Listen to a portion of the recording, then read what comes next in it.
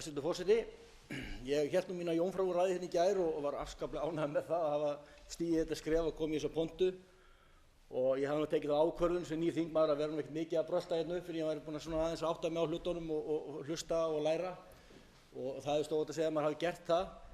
En þetta veiðigjald og umræðan það, svona, þetta snerti mig svolítið líka vegna þess að ég bý í sjávarútvegsplássi sem á rauninni nánast allt undir sjávarútvegi og í ferðaþjónustu og ég hef unnið hjá mörgum þessum stærstu fyrirtækjum í Grindavík. Ég hef búinn að vinna í fiski, ég vann í fiski í 30 ár og ég hef búinn að sjá hvernig þróunin í sjávarútvegi hefur verið í gegnum alla þessa tíð og séð hvernig svona íslenskur sjávarútvegur hefur dafnað og stækkað og verið betri og betri. Ég vann á fiskmarkaði í 11 ár og sá þróunin í því hvernig meðferð á afla var betri og betri og í dag stöndum við fram með það að vera með besta sjávarútveg í heimi, eitt best rekna sjávarútveg í heimi, sjávarútvegur sem að skila gríðarlegum arði fyrir eigendur sína og samfélagið.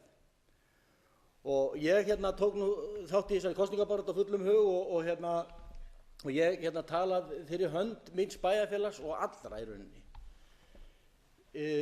Veiðigjaldið, það má alveg deila það hvort það hóflegt eða of mikið eða hvernig sem það er. Við getum alveg talað það.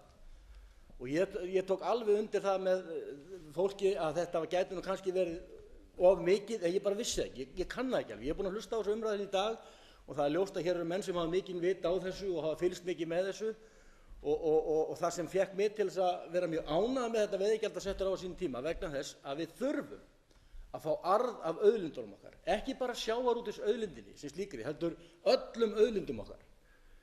Ég hef fylgst með því í gegnum tíðina að Ísland er alltaf allt fjársvelt. Við getum ekki rekið hérna heilbrigðiskerfi, löggæslu, menntakerfi eða nokkra grunnþjónustu nema með einhverjum hafnarkvælum. Og það kemur mér svo spánst fyrir sjónir í svona landi eins og Íslandi, þar sem búa 320.000 manns og er svona gríðarlega ríkt af auðlindum. Hvar eru allir peningarnir? Ég spyr. Ég velti þessu oft fyrir mér og ég verð svo dapur yfir því hvernig komið fyrir þessari þjóð í rauninni, eins stórkostleg hún er. Og ég segi að stór hluta því að kökunni er ekkit rétt skipt hérna, hefur aldrei verið. Við tölum þessi sjávarútvegsfyrirtæki sem eru frábær. Ég er stoltur af sjávarútveginum á Íslandi. Ég er stoltur að hafa tekið þátt í að vinna við hann og ég er stoltur að ég þekki þetta góða fólk. Og ég er mjög þakklátur til þess einum útgerðarmanni í Grindavík sem hjálpaði mér á fyrstu skrefum þegar ég var að koma mér á stað í búskap og var að hefja minn búskap. Hann á alltaf stað í hjarta mínu fyrir þá hjálp. Og en hvernig stendur á þessu öllu að við erum svona fjársvelt? Ég velti þessu svo oft fyrir mér. Og þess vegna er þessi umræða eiginlega bara óþörf. Ég fannst til dæmis ég komið upp í gær í jómfrúrræðinu og ég talaði það að ég myndi styðja þessa ríkisstjórn til allra góða verka.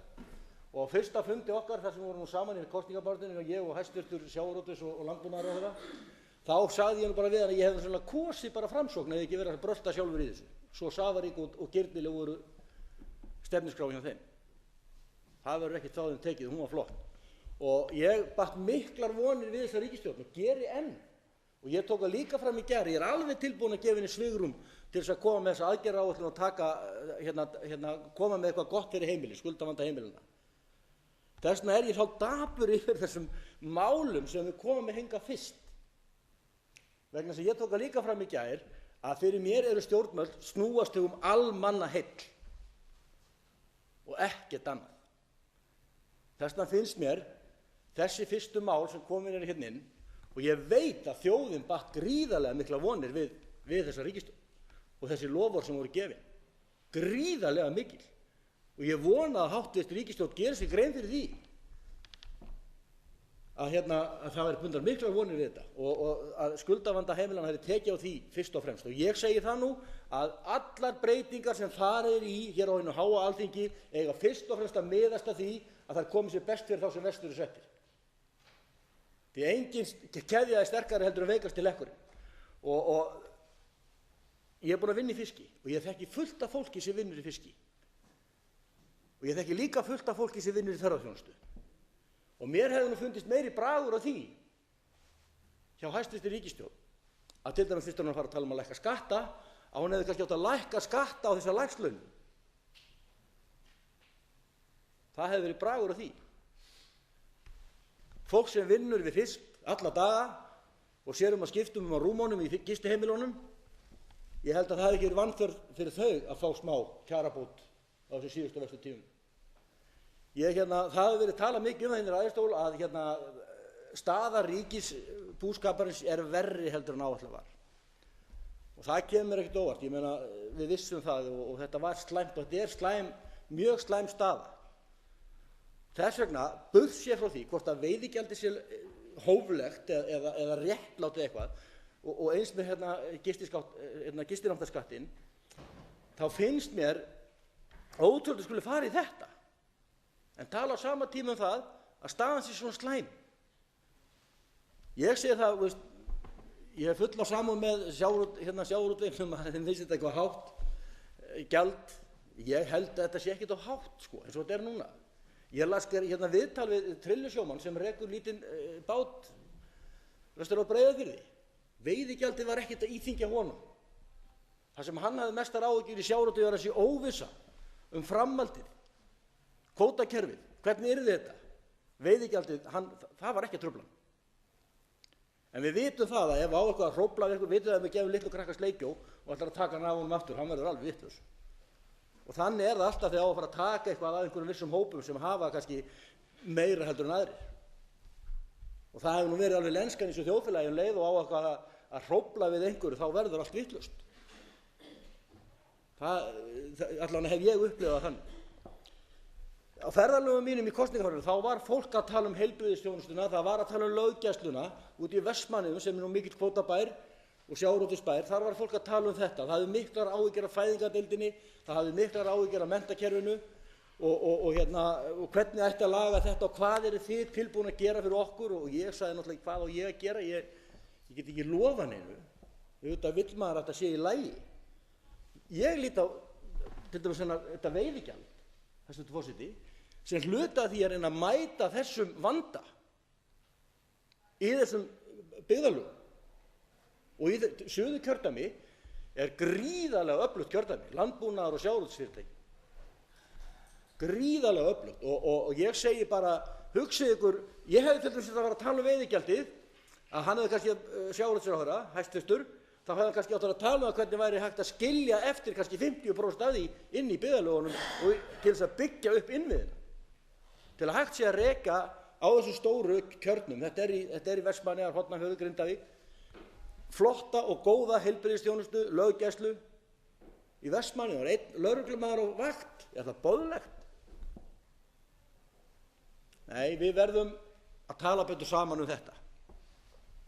Og ég held til dæmis að, ég gerir mig alveg grein fyrir því, þessi Grindavík sem er sterkt sjávarútvegsplás, þá eru sjávarútvegsmennirnir og útvegsmennirnir algjörlega ómetanlegir.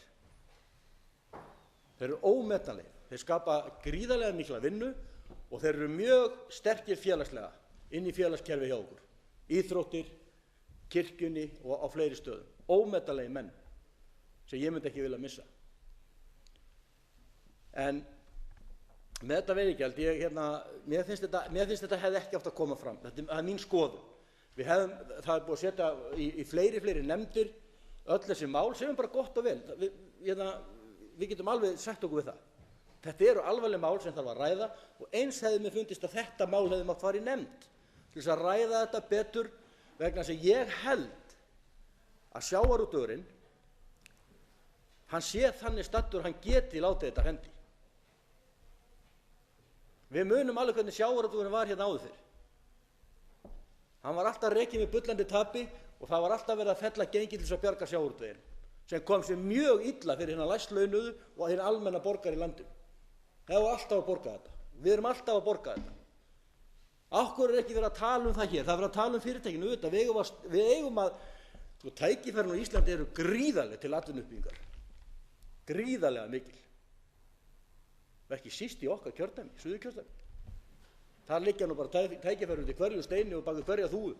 Það er bara að koma sér á stað, hætta þessum barlóm sem er allt of mikill.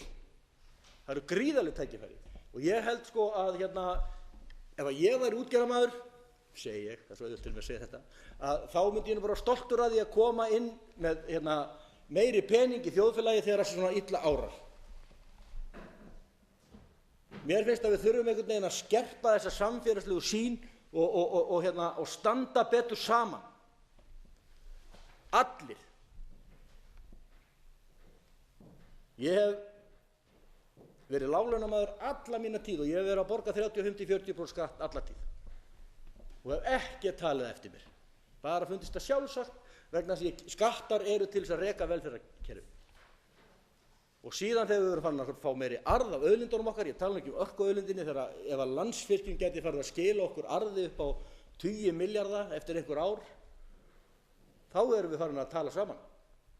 Þá kannski að fara hægt að lækka einhver gjöld og skatta og þá erum við komið, það er ekkert land í heiminum sem býr við jafn mikla möguleika við. Ég held ekki. Það er bara þannig. En mér finnst, það er ríkisstjórnin sem hefur völd, hún kemur náttúrulega með sín mál, hún er bara fullan rétt á því, hún er með góðan meirihluta og sterkan og það er allt í lagi við því, en mér finnst þetta einhvern veginn svona alveg kolröng forgangsröðun. Og það er alveg eins og með gistináttagjaldi. Ég átta mig ekki alveg á því, var það ekki lækkað á sínum tíma til að mætast hugsanlegum áföllum í greininni? Og hvað hefur gerst eftir það? Ferðaþjónustan er á bullandi uppleið. Það hefur sennilega aldrei staðið betur heldur en einmitt núna. Og mér hefði ekki fundist að því þó hafi verið bætt við þessu 7% á skatta á. Ég held að þeir alveg staðið undir því. Þetta er svolítið skrítið. Mér hefur fundist svolítið skrítin þessi mál sem hafa komið fram á fyrstu dögum þingsins. Ég fagna aðgerðaráætluninni en ég set stórt spurningamerki við þetta veiðileyfisgjald og þetta frumvarp sem verið að koma fram. Það hefði alveg mátt bíða betri tíma. Það er ekkert fullkomið frekar en nokkuð annað í þessum heimi. Og öll mál eru þess eðlis að hafa hægt að ræða þau fram og tilbaka og við þurfum að ræða saman. Til þess erum við hérna. Við erum hérna til þess að ræða saman og komast að niðurstöðu sem að víðtækur sátt er um. En það á alltaf að koma sér best fyrst og fremst fyrir þá sem verst eru settir. Og það er fullt af fólki í þessu þjóðfélagi sem er mun verra sett heldur en útgerðarmenn. Það er þannig. En ég vona bara að sjáur þau að dræja þetta bara tilbaka, þetta frumvarp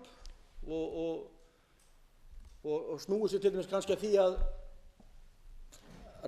lækka raforkuverð til garðyrkjubænda.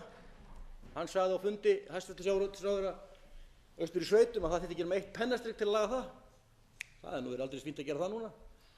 Og ýta þannig undir grænmetis. Já, þeir hafa verið með 25% af sínum rekstrarkostnaði í raforkukostnaði sem er náttúrulega alveg hlægilegt. En það er að mörg að hyggja í þessu, en þetta er mín aðstaða. Ég er stoltur af íslensku sjávarútvegi, ég er stoltur af því hvað hann gengur vel og við höfum öll að verða og þetta er frumvarp sem má bara leggja til hliðar í mínum dómi. Þetta er verið þessu búið.